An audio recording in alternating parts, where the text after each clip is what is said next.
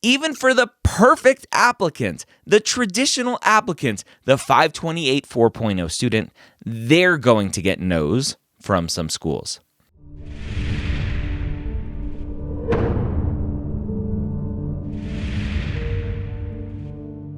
The OldPreMeds podcast, session number 320.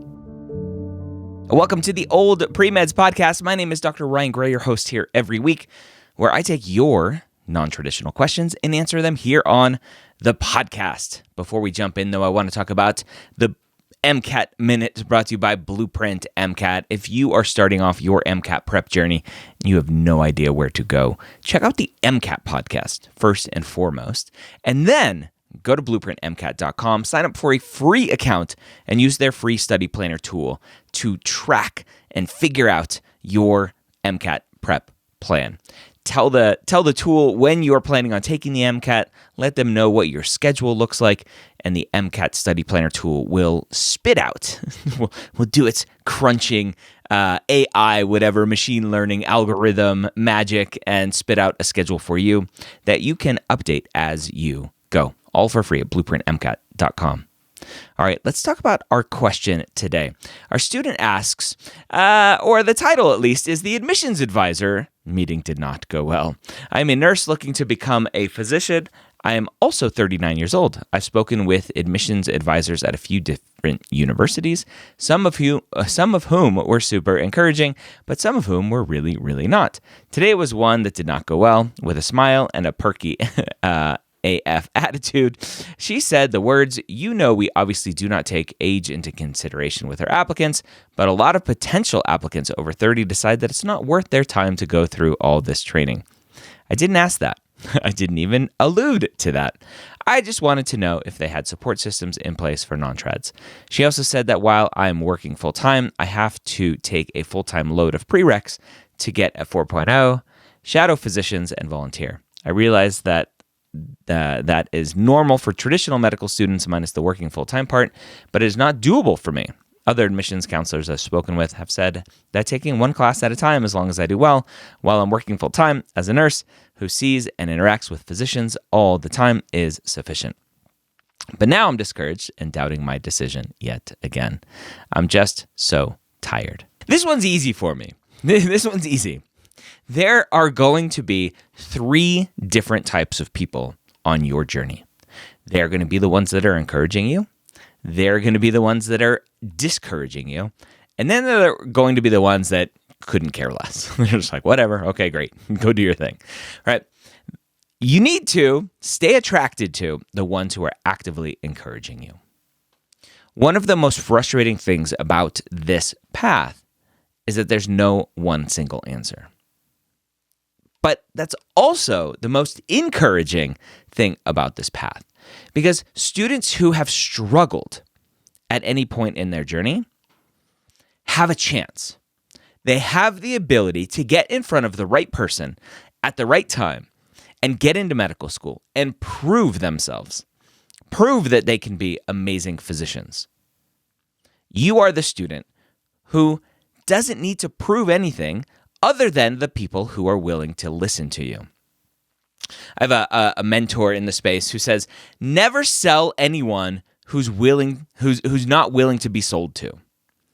As soon as you realize that this one person at one school, there's 200 plus schools in this country, as soon as you realize that this one person gave you the attitude that they gave you, say thank you very much and move on. That person's not interested. You should not be interested as well.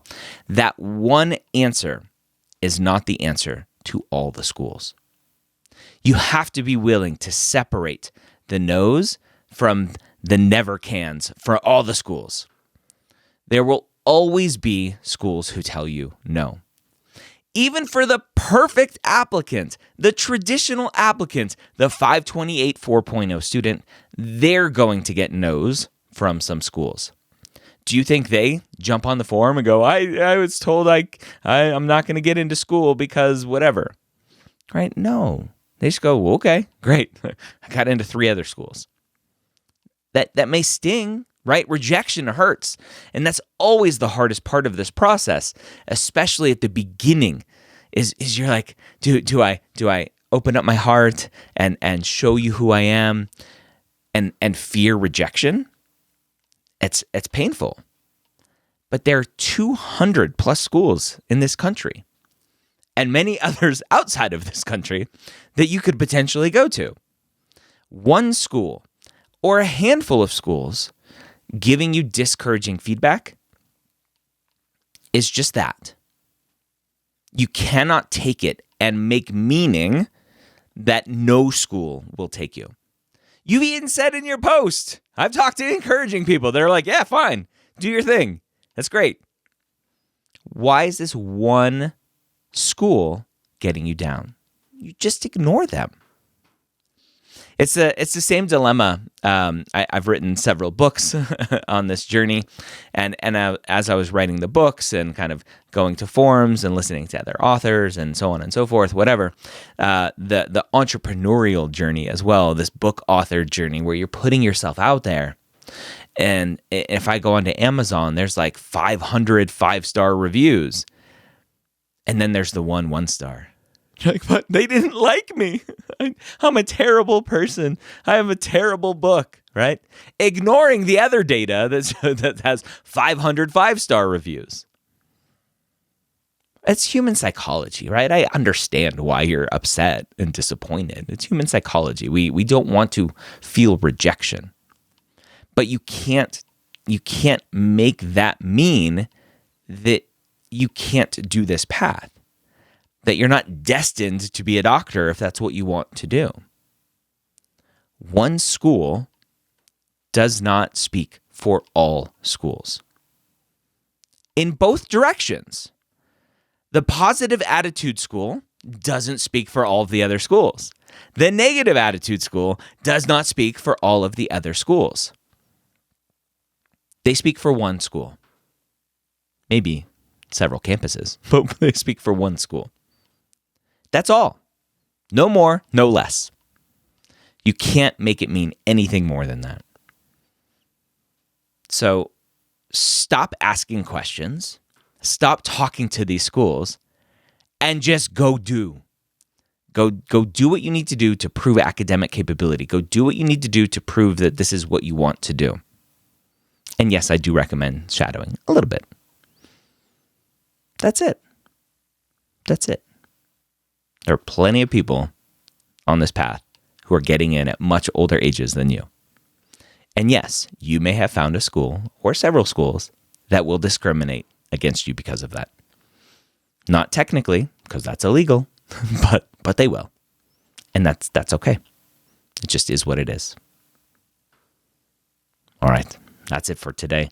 I hope this was helpful for you to continue down this path, to understand one voice does not speak for everyone.